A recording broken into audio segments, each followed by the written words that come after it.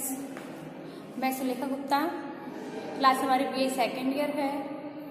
Paper हमारा first है और इस पेपर फर्स्ट के अंदर हमारा चैप्टर 8वां है, अनुसंधान के प्रकार। आज हम अनुसंधान के प्रकार के अंदर विवरणात्मक, अन्वेषणात्मक, व्याख्यात्मक एवं प्रयोगात्मक तथ्यों के बारे में पढ़ेंगे, इन शोधों के बारे में पढ़ेंगे। अनुसंधान होता क्या है? अनुसंधान एक वह कार्य है जिसमें कोई भी अनुसंधानकर्ता वैज्ञानिक पद्धतियों का उपयोग करते हुए क्रमबद्ध एवं व्यवस्थित अध्ययन करता है, वह अन्वेषणात्मक कहलाता है, यानी कि अनुसंधान कहलाता है, खोज कहलाती है। अब इसके अंतर्गत आता है हमारा विवरणात्मक, अन्वेषणात्मक, व्याख्यात्मक एवं परिचयात्मक। विवरणात्मक जो हमारा अनुसंधान है, इसके अंदर विवरणात्मक अगर हम अनुसंधान करते हैं तो इसके अंदर हमें निम्न चरणों से होकर गुजरना पड़ता है, जैसे कि शोध के उद्देश्यों का प्रतिपादन, तथ्य संकलन की प्रविधियों का चुनाव, निदर्शन का चुनाव, आंकड़ों का संकलन व उनकी जांच करना, तथ्यों का विश्लेषण करना, प्रतिवेदन का प्रस्तुतीकरण करना। ये सब आता है हमारा विवरणात्मक अनुसंधान के अंतर्गत। इन चरणों का उपयोग किया जाता है। इसी प्रकार से जब अन्वेषणात्मक अनुसंधान का अध्ययन करते हैं तो भी हमें निम्न चरणों से गुजरना पड़ता है, और ये चरण है जैसे कि संबंध साहित्य का अध्ययन करना, अनुभव सर्वेक्षण करना, सही सूचनादाताओं का चुनाव करना, उपयुक्त प्रश्न पूछना, अंतर्दृष्टि प्रेरक घटनाओं का अध्ययन करना। इसी प्रकार से अगर हम परीक्षणात्मक शोध का अध्ययन करते हैं तो हमें पश्चात परीक्षण का अध्ययन करना पड़ता है, पूर्व पश्चात परीक्षण का अध्ययन करना पड़ता है और कार्यान्तर तथ्य परीक्षण। इन चरणों से हमें होकर निकलना पड़ता है। तो सबसे पहले हम आते हैं, जैसे कि कोई भी शोध कार्य हो, कोई भी शोध कार्य हो, किसी भी व्यक्ति की, जैसे कि आपको पता है कि जिज्ञासु प्रवृत्ति होती है, तो मनुष्य अपनी जिज्ञासा को शांत करने के लिए और ज्ञान प्राप्त करने के लिए जो भी मनुष्य एक जिज्ञासु प्राणी है, उसकी ज्ञासा लगी रहती है कुछ नया जानने की, कुछ नया करने की। तो अपनी जिज्ञासा को शांत करने के लिए या तो कुछ केवल ज्ञान प्राप्ति के लिए, कुछ अपने लक्ष्यों को, प्राकल्पनाओं का निर्माण करने के लिए और किसी प्राकल्पना की सत्यता की जांच करना ही अनुसंधान कार्य होता है। किसी भी शोध का लक्ष्य किसी घटना का यथार्थ चित्रण करना, किसी भी सामाजिक समस्या का निराकरण करने हेतु उनके विकल्पों का पता लगाना, सामाजिक नियोजन एवं नियोजित परिवर्तन की प्रभावकता का पता लगाना ही अनुसंधान कहलाता है। अनुसंधान के अंतर्गत आता है सबसे पहले विवरणात्मक अनुसंधान। वर्णनात्मक अनुसंधान एक ऐसा शोध है जिसका उद्देश्य विषय या समस्या के संबंध में यथार्थ या वास्तविक तथ्यों को एकत्रित करके उनके आधार पर एक विवरण प्रस्तुत करना होता है। सामाजिक जीवन से संबंधित कई पक्ष ऐसे भी होते हैं जिनके संबंध में भूतकाल में कोई गहन अध्ययन नहीं किया जा सकता है। ऐसी दशा में यह आवश्यक हो जाता है कि सामाजिक जीवन से संबंध विभिन्न पक्षों के संबंध में जानकारी प्राप्त की जाए। वर्णनात्मक विवरण वह वर्णन है जिससे कि संबंधित जो तथ्य होते हैं वो वास्तविक होते हैं, विश्वसनीय होते हैं। किसी भी वैज्ञानिक प्रविधि को काम में लेते हुए वास्तविक तथ्य एकत्रित किए जाएं। उन तथ्यों से प्राप्त तथ्य हैं, उनका अवलोकन करना, साक्षात्कार, अनुसूची, प्रश्नावली या किसी भी अन्य प्रविधि का उपयोग करके अनुसंधान करना ही विवरणात्मक अनुसंधान कहलाता है। इन प्रविधियों का उपयोग करने का उद्देश्य यह नहीं कि यथार्थ सूचना एकत्रित की जाए, बल्कि ऐसे शोध में घटनाओं को यथार्थ रूप से चित्रित करने का जो घटनाएं जैसी हैं उसको उसी रूप में व्याख्या करने का इस अनुसंधान के अंतर्गत जोर दिया जाता है। इस अनुसंधान को करने के लिए एक अनुसंधानकर्ता को निम्न चरणों से होकर गुजरना पड़ता है। इसमें सबसे पहला आता है शोध के उद्देश्यों का प्रतिपादन करना। शोध के उद्देश्य, सर्वप्रथम शोध के उद्देश्यों का निर्धारित करना चाहिए कि हमें किस प्रकार की घटना, किस समस्या का हमें अध्ययन करना है। तो सबसे पहले हमें अपने शोध का उद्देश्य ज्ञात करना चाहिए। इसके पश्चात उद्देश्यों को परिभाषित करना चाहिए कि हमने जिस उद्देश्य से जिस घटना का हमने चुनाव किया है उस घटना का उद्देश्य क्या है, उसका परिभाषित करना चाहिए। ऐसा करने से जो हमारे आवश्यक तथ्य हैं उसको संकलन करने में हमें ना तो परेशानी होगी, ना ही हमारा धन ज्यादा अधिक खर्च होगा, ना ही अधिक समय की बर्बादी होगी। हम अधिक धन और अधिक समय खर्च करने से बच सकते हैं। इसके बाद आता है तथ्य संकलन की प्रविधियों का चुनाव। तो तथ्य संकलन करते समय एक अनुसंधानकर्ता जिन जिन प्रविधियों का चुनाव करता है या उसे अपने अध्ययन, अपने अनुसंधान के समय में जिन प्रविधियों का चुनाव करना है, जिन प्रविधियों का सहारा लेना है, तो एक अनुसंधानकर्ता को पहले से ही उन प्रविधियों के बारे में जान लेना चाहिए। उन प्रविधियों का पहले से ही चुनाव कर लेना उचित रहता है, क्योंकि अगर अपने शोध कार्य को हमें सफल करना है, सफलतापूर्वक आगे बढ़ाना है, तो इसके लिए यह आवश्यक होता है कि हमें पहले से ही समस्या का चुनाव कर लेना है। और अगर हमें समस्या का चुनाव पहले से नहीं करेंगे, प्रविधियों का चुनाव पहले नहीं करेंगे, तो हमारे जो घटना का जो हम अध्ययन कर रहे हैं इसमें हमें परेशानी होगी और जो हम आंकड़े एकत्रित करने चाहते हैं वो हमारे तथ्य, वो हमारे आंकड़े एकत्रित नहीं हो पाएंगे। इसके बाद आता है निदर्शन का चुनाव। एक समूह या समग्र जिसका हम अध्ययन कर रहे हैं, एक समाज यानी कि एक समूह का हम जो अध्ययन कर रहे हैं, उस इकाई का समय एवं साधनों की सीमितता होने के कारण अध्ययन किया जाना संभव नहीं होता, क्योंकि एक समूह बहुत बड़ा होता है लेकिन एक अध्ययनकर्ता अकेला होता है, उसके पास ज्यादा समय भी नहीं रहता है। तो इसके लिए एक व्यक्ति को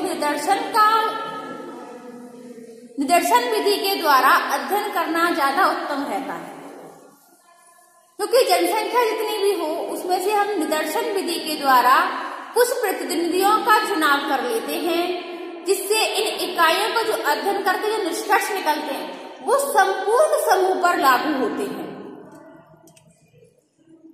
और साथ ही काफी विश्वसनीय होते हैं, क्योंकि इसमें ना तो कोई जातिवाद होता है ना ही कोई भाई भतीजावाद होता है। निदर्शन जैसे कि मान के चलिए एक समूह में 100 व्यक्ति हैं और एक अकेला व्यक्ति 100 व्यक्तियों के घर जाकर अकेला व्यक्ति अध्ययन नहीं कर पाता है, क्योंकि ना तो उसके पास ज्यादा समय होता है ना ही अधिक धन होता है। तो इसके लिए उसे निदर्शन विधि का चुनाव करना होता है। निदर्शन विधि जैसे कि मान के चलिए 100 में से मतलब हर घर में से 5 घर छोड़ के एक घर में हम अध्ययन कर सकते हैं। कई बार हम 10 का चुनाव कर लेते हैं कि एक गांव में से मतलब 100 का घर है, 100 घरों का परिवार वो है, गांव है, समूह है, उसमें से प्रत्येक 10 में से हम एक के घर जाकर, प्रत्येक 10 के घर जाकर हम अध्ययन कर सकते हैं। तो इस प्रकार से निदर्शन विधि का चुनाव करके हम अध्ययन कर सकते हैं और ऐसा करने से ये नतीजे अधिक विश्वसनीय होते हैं, क्योंकि ऐसी विधि में ना तो कोई जात पात होती है, ना भाई भतीजावाद होता है, ना ही किसी प्रकार के कोई रिश्ते होते हैं, ये विश्वसनीय हो सकते हैं। इसके बाद आता है आंकड़ों का संकलन व उनकी जांच। जब व्यक्ति निदर्शन विधि के द्वारा आंकड़े एकत्रित कर लेता है, तथ्यों को संकलित कर लेता है, इसके बाद वह उनकी सत्यता की जांच करता है कि हमने जो तथ्य एकत्रित किए हैं, जो हमने आंकड़े एकत्रित किए हैं, तो क्या ये आंकड़े वाकई में सही है या गलत होंगे, क्या इन आंकड़ों के सारे निष्कर्ष तक पहुंचा जा सकता है या नहीं पहुंचा जा सकता है। तो इस प्रकार से वो आंकड़ों का संकलन करने के बाद वह उनकी प्रामाणिकता की जांच करता है। इसके बाद आता है तथ्यों का विश्लेषण। जब अध्ययनकर्ता तथ्यों का विश्लेषण करता है, उनका वर्गीकरण करता है, सामान्यीकरण करता है कि जो तथ्य हमने एकत्रित किए हैं, जो जिस प्रकार के वर्ग में जाते हैं, उन्हें समान वर्ग वाइज डिवाइड करता है और उसे उसी वर्ग के अंदर रखता है, जिससे कि अध्ययनकर्ता को अध्ययन करने में काफी हद तक सहायता मिल जाती है और सुविधा मिल जाती है, उसे किसी प्रकार की दिक्कत नहीं होती है। अगला आता है प्रतिवेदन का प्रस्तुतीकरण। अध्ययन का जो विषय होता है, इसके संबंध में जो व्यक्ति तथ्ययुक्त विवरण होता है, जिसके सामान्य निष्कर्ष निकालता है, उसे उसी भाषा का प्रयोग करना चाहिए जिसका लोग कोई और अर्थ नहीं निकाल सकते। तो इस प्रकार से एक अध्ययनकर्ता निम्न चरणों का उपयोग करके, ये उपयुक्त चरणों का उपयोग करके विवरणात्मक शोध कार्य को एक उद्देश्य की पूर्ति के लिए सफल कर सकता है। और उसमें जो भी कार्य करता है व्यक्ति, उसके जो कार्य होते हैं, जो अध्ययन होते हैं, वो एक हद तक सफल हो सकते हैं, उसे किसी भी प्रकार की कहीं कोई दिक्कत नहीं होती है। इसके बाद हमारा आता है अन्वेषणात्मक शोध कार्य। अन्वेषणात्मक शोध कार्य, इसके अंतर्गत एक जो अनुसंधानकर्ता होता है, वो अन्वेषण के द्वारा अध्ययन करता है। जब शोधकर्ता किसी सामाजिक घटना के पीछे छुपे हुए कारणों का पता लगाता है, उन कारणों को ढूंढ निकालता है, ताकि हमें किसी भी समस्या के उसके सैद्धांतिक, उसके व्यवहारिक पक्ष के संबंध में हमें पर्याप्त ज्ञान प्राप्त हो जाए। तो उस अध्ययन के लिए जिस शोध कार्य का सहारा लिया जाता है, वह अन्वेषणात्मक या निरूपणात्मक शोध कहलाता है। इस प्रकार के उद्देश्य किसी समस्या के संबंध में प्राथमिक जानकारी प्राप्त करके उसकी प्राकल्पना का निर्माण किया जाता है। पहले व्यक्ति अपने माइंड में एक कच्चा चित्र बना लेता है, जिसे कि प्राकल्पना कहते हैं। अध्ययन की रूपरेखा तैयार कर लेता है। इसके बाद आता है हमें अन्वेषणात्मक अध्ययन करते हैं, तो इसके लिए भी हमें निम्न चरणों से होकर गुजरना पड़ता है। सबसे पहला आता है संबंध साहित्य का अध्ययन। इस विषय से संबंधित जो भी प्रकाशित या अप्रकाशित साहित्य होते हैं, इनका अध्ययन कर लेना अनिवार्य होता है, क्योंकि अगर इसका अध्ययन नहीं करेंगे तो हम जिस संबंध में हम अध्ययन कर रहे हैं, वह विषय सही रूप नहीं ले पाएंगे। और इसके लिए हम जिस विषय को सही रूप में नहीं ले सकेंगे, ना ही समझ सकेंगे, तो हमें प्राकल्पना का निर्माण नहीं कर पाएंगे। तो इसके लिए आवश्यक होता है कि सर्वप्रथम हम विषय से संबंधित जो भी हमारे पास उपलब्ध साहित्य हैं, कविताएं हैं, कहानी है, कथाएं हैं, इनका हम गहनता के साथ अध्ययन करें। इससे श्रम, समय, अधिक धन और अधिक व्यय से बचत में सहायता मिल सकती है। इसके बाद आता है अनुभव सर्वेक्षण, जहां विषय से संबंधित अनुभव रखने वाले जो लोग होते हैं, उनका पता लगाओ कि इस विषय से संबंधित अधिक जो अनुभवशाली व्यक्ति हैं, वो कौन कौन से हैं, इनका हमें पता लगाना चाहिए। क्योंकि अगर हमसे थोड़ी उनसे बातचीत करेंगे, उनसे पता लगाएंगे, उसके बारे में हम उनसे जानेंगे, तो हमें काफी हद तक उसमें अध्ययन में सहायता मिल सकती है। अध्ययन के लिए उनका चुनाव करना, उनसे संपर्क करना और उनके अनुभवों से लाभ उठाना, इस प्रकार की शोध का एक प्रमुख आवश्यक अंग है।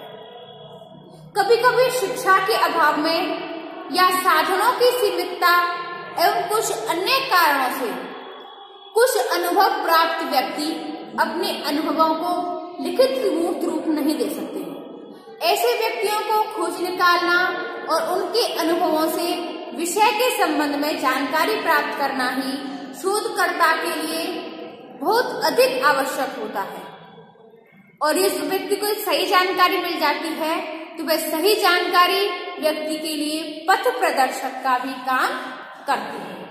अगला आता है सही सूचनादाताओं का चुनाव। तो शोध की सफलता के लिए हमें इस बात पर भी निर्भर रहता है कि हम ऐसे सूचनादाताओं का चयन करें जिससे विषय के संबंध में हमें जानकारी प्राप्त हो जाए। प्रत्यक्ष एवं अप्रत्यक्ष दोनों ही विषयों के द्वारा हमें जानकारी प्राप्त कर लेनी चाहिए। जैसे कि कोई ग्राम पंचायत का हमें अध्ययन करना है तो हमें उसके अंतर्गत सरपंच हैं, पंच हैं, ग्राम पंचायतों के संबंधित अधिकारी हैं, कर्मचारी हैं, इनमें से कुछ लोगों का चयन कर लेना चाहिए, जिससे कि हम प्रत्यक्ष रूप से ग्राम पंचायत से संबंधित उनसे जानकारी हासिल कर लेते हैं। जिससे ऐसे व्यक्तियों में स्कूल अध्यापक होते हैं, अन्य सरकारी कर्मचारी होते हैं, जो कि गांव से सम्मानित एवं समझदार नागरिकों को भी लिया जा सकता है, जिससे कि हमें अनुसंधान करते समय, अध्ययन करते समय काफी उनके पक्ष और विपक्ष को समझने में काफी हद तक सहायता मिल जाती है। अगला आता है उपयुक्त प्रश्न पूछना। शोधकर्ता जो होता है वो अपनी सफलता, उसकी शोधकर्ता की सफलता इस बात पर भी निर्भर कर सकती है कि हमें सूचना प्राप्ति के लिए प्रश्न बहुत सावधानी पूर्वक बनाने चाहिए, क्योंकि इसके साथ ही उपयुक्त विधि का भी चुनाव करके प्रश्न पूछे जा सकते हैं ताकि विषय से संबंधित हमें जानकारी प्राप्त हो सके। और अगर हमें प्रश्नों का हमने सही चुनाव नहीं किया है तो महत्वपूर्ण सूचनाएं उपलब्ध न करने की बजाय मात्र कचरा इकट्ठा कर लेते हैं। अगला आता है अंतर्दृष्टि प्रेरक घटनाओं का अध्ययन। अंतर्दृष्टि प्रेरक घटनाओं का अध्ययन। इस अन्वेषण के अनुसार विषय से विभिन्न पहलुओं के संबंध में शोधकर्ता का ज्ञान सीमित होता है। इस कमी को दूर करने के लिए भी यह आवश्यक होता है कि सभी पहलुओं का गहनता के साथ अध्ययन करना चाहिए। अध्ययन करने के बाद इनका विश्लेषण करना चाहिए और सभी पक्षों को उजागर करने वाली घटनाओं का सूक्ष्म अवलोकन एवं अध्ययन किया जाए। ऐसा करने से उस विषय के संबंध में एक ऐसी अंतर्दृष्टि प्राप्त होगी जो शोध कार्य की सफलता के लिए अत्यंत आवश्यक होती है। इसके बाद आता है व्याख्यात्मक शोध। इस प्रकार के शोध के अंतर्गत सामाजिक घटनाओं के कारण उसकी व्याख्या की जाती है, उसके कारण समझाए जाते हैं। प्रत्येक सामाजिक घटना अपनी प्रकृति से ही जटिल होती है। इसकी प्रकृति को समझने के लिए भी यह आवश्यक होता है कि उस घटना से संबंधित कार्य कारणों की व्याख्या करें। जैसे कि नगरीय क्षेत्रों में अदालतों के माध्यम से तलाकों की संख्या बढ़ती जा रही है। तलाक अपने आप में हम सोचते हैं कि ये बहुत सरल है, तो तलाक अपने आप में सरल नहीं है बल्कि एक बहुत ही जटिल समस्या है, क्योंकि इस जो तलाक होता है इससे पारिवारिक जो जन होते हैं, इससे जो आंतरिक संबंध होता है, बच्चे होते हैं, परिवार होते हैं, परिवार के अन्य सदस्य होते हैं, नाते रिश्तेदार होते हैं, इनके साथ हमारा भावात्मक संबंध होता है। भावात्मक संबंध को तोड़ना इतना सरल नहीं होता, इसलिए तलाक शब्द को हम जितना सरल समझते हैं इतना ही तलाक एक बहुत ही कठिन कार्य है। अगला आता है परीक्षणात्मक शोध। परीक्षणात्मक शोध के अंतर्गत भी हमें निम्न चरणों से होकर के गुजरना पड़ता है। परीक्षणात्मक शोध के अंतर्गत जो परीक्षण किए जाते हैं, जो भी शोध कार्य के अंतर्गत जो भी कार्य किए जाते हैं वह है, उसके अंतर्गत जो अनुसंधान करता होता है वो उसे प्रयोगात्मक शोध या व्याख्यात्मक शोध के नाम से भी परीक्षणात्मक शोध को पहचानते हैं। इसमें आता है पश्चात परीक्षण। पश्चात परीक्षण, इसमें समूहों का चुन लिया जाता है। इनमें से एक समूह नियंत्रित समूह और दूसरा समूह परीक्षणात्मक समूह के नाम से जाना जाता है। जो नियंत्रित समूह होता है इसमें किसी भी प्रकार का कोई प्रयास नहीं किया जाता है, बल्कि परीक्षणात्मक समूह के अंतर्गत इसमें नवीन परिस्थिति समूह का प्रभाव डालती है। इसमें नियंत्रित और परीक्षणात्मक दोनों ही समूहों में समान परिवर्तन आते हैं। अगला आता है पूर्व पश्चात परीक्षण। इस विधि के अंतर्गत दो समूहों का चुनाव नहीं करके केवल एक ही समूह का चुनाव किया जाता है। यहाँ इस समूह का अध्ययन दो विभिन्न अव्यवस्थित के द्वारा किया जाता है। पूर्व या पश्चात के अंतर को ज्ञात किया जाता है। पूर्व और पश्चात के अंतर के आधार पर ही इसको मापा जा सकता है। पूर्व की अवस्था और बाद की अवस्था में क्या अंतर पाया, यह अंतर ही नवीन परिस्थिति या कारक का प्रभाव डालता है। अगला आता है कार्यांतर तथ्य परीक्षण। अतीत से संबंधित तथ्यों या किसी ऐतिहासिक घटना का अध्ययन करने के लिए इस विधि का प्रयोग किया जाता है। अतीत की घटनाओं को दोहराया नहीं जा सकता, उनकी पुनरावृत्ति शोधकर्ता के लिए संभव नहीं है। उन्हें ना तो नियंत्रित किया जा सकता है और ना ही उन्हें परिवर्तन किया जा सकता है। तो स्टूडेंट्स, आज की जो वीडियो थी हमारी वो है अन्वेषण के ऊपर, अन्वेषण के प्रकार। इसके अंतर्गत हमने निर्माणात्मक शोध, अन्वेषणात्मक शोध और परीक्षणात्मक शोध के बारे में जाना है। ये चैप्टर हमारा आज फिनिश हुआ। इससे आगे का हम देखेंगे अपने नेक्स्ट वीडियो में। सो देखने बाद